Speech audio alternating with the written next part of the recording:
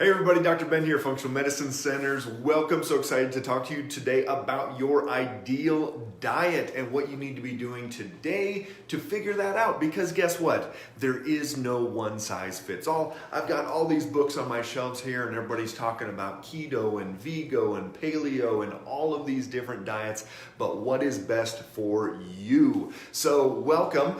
For those of you that join me on a regular basis, sorry I was not on last week. We were on vacation in Florida, enjoying some vitamin D, getting that brain to shut down a little bit. So excited to be back, excited to get you guys some more information, invigorated to take on this next quarter.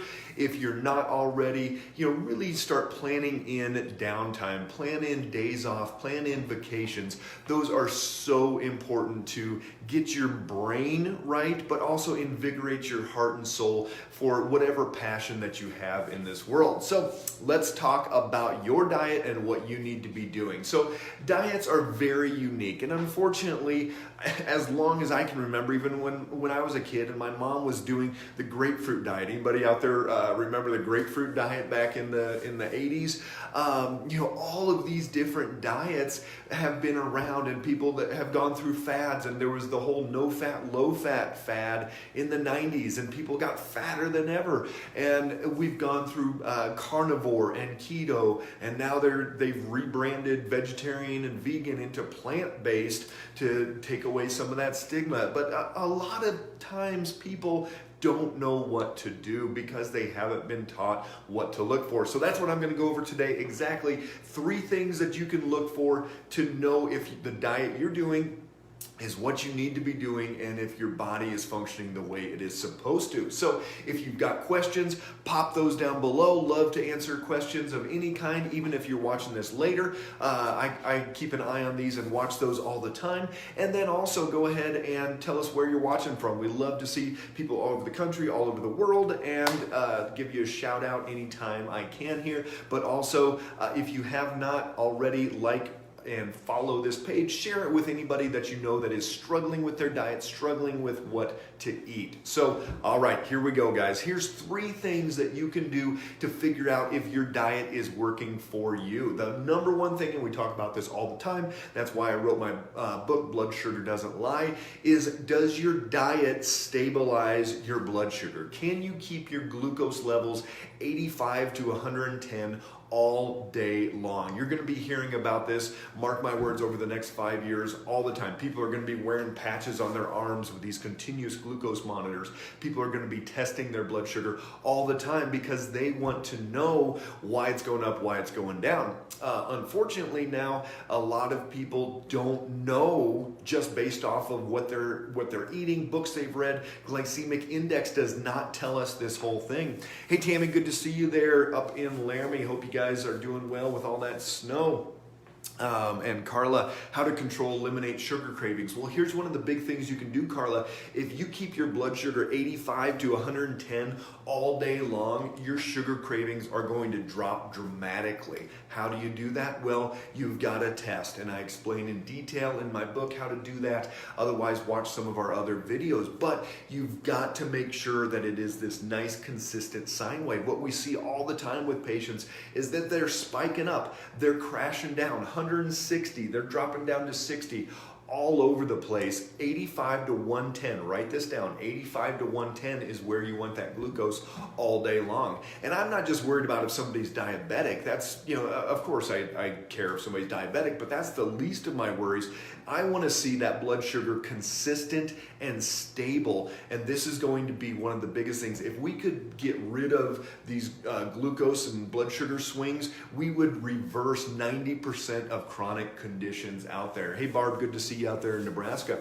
So we need to stabilize these chronic conditions like Alzheimer's, like diabetes, like cardiovascular disease, cancer, all types of different chronic conditions would go away if people would stabilize their blood sugar. I was on the plane this past week. I was in different parts of the country, and there are a lot of people that I guarantee you their blood sugar is not stable. It's not just the highs that are the problem, the lows are just as problematic, and we've got to stabilize that glucose. The crashes are going to be the number one stressor to the adrenal glands. So if anybody have stress out there, give me a thumbs up. You've already got enough stress. You don't need to add your diet to that stress as well. So keep that blood sugar as stabilized as you possibly can, 85 to 110 all day long.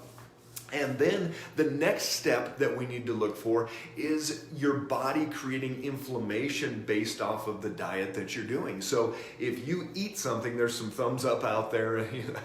I thought you guys gave that up for Lent. Didn't we talk about that before? Giving up stress for Lent.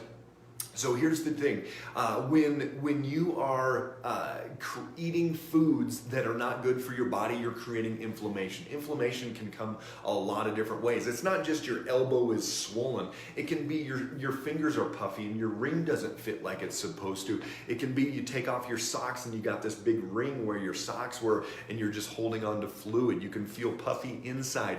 You can gain 5 pounds overnight. That's inflammation. That's not body fat. So that's what you've got to look for in everything that you eat. You've got to be looking for, hey, what type of reaction am I getting? And if you're feeling good, you add something in. Look for brain fog. That can be inflammation of the brain. Maybe your sleep doesn't do as well as it did the night before. Maybe this inflammatory process is affecting your digestion. It's affecting your weight. You're puffier. You're just more tired that day. So look for those things that are contributing to the inflammation. And if you're not sure, the old saying is, when in doubt, keep it out. So you want to keep that food out and then try it again in 2 weeks, 3 weeks, 4 weeks once you feel better. So that's number 2, check for inflammation. Number 3, you want to be looking for digestion issues with foods, and this is going to be telling us about the diet as well. So digestion, here's what digestion should be. So give me a thumbs up if any of you have this type of digestion,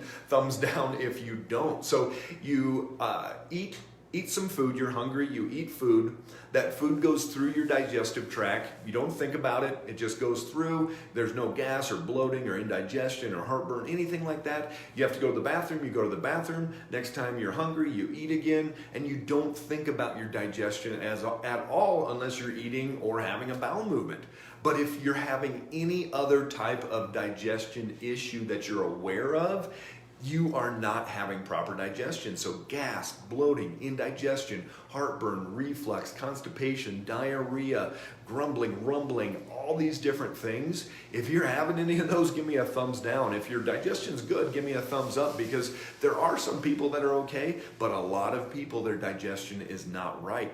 And this is a really good indication whether your diet is where you need it to be. If your digestion is off, 99% of the time, what you're putting in your mouth is not working. Unfortunately, I have patients that they've been to their GI doctor and they've got diarrhea 20 times a day.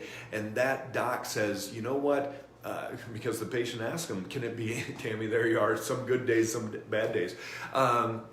Did my diet have anything to do with my diarrhea, my Crohn's, my ulcerative colitis, any of that? And they say, no, just go ahead and eat whatever you want, and we'll just give you prednisone based on that. So unfortunately, there's a lot of people out there that are still thinking about that dietary side. So we've got to keep working on that digestion and what you are putting in your mouth. So remember, if you are still having some digestion issues, you need to keep focusing on the diet. Yes, you can take enzymes and probiotics and stomach acid support and all these different things, but a lot of it comes down to what you're putting in your mouth. And it's not just the good stuff that you're not putting in, but it's also the bad stuff that you're putting in. So here's the 3 tips for individualizing your diet for you today. You want to balance that blood sugar, 85 to 110. You want to make sure you're not getting any inflammation. Check the scale. Are you going up 3 or 4 pounds a day? Are your rings not fitting right? Are you feeling puffy? Are your joints inflamed? Are you getting brain fog? All these signs of inflammation. Are you